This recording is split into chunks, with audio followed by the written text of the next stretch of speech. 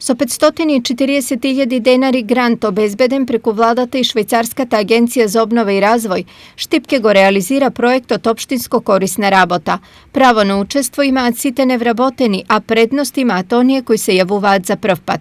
Инаку целни групи на овој конкурс се роми, корисници на гарантирана минимална помош и лица со попреченост. Работните позиции кои се офатени со овој оглас се однесуваат на следните работни места: испорачувач на сервисни услуги на стари изнемоштени лица, стари лица со инвалидитет и лица со попреченост во домашни услови и надвор од домот.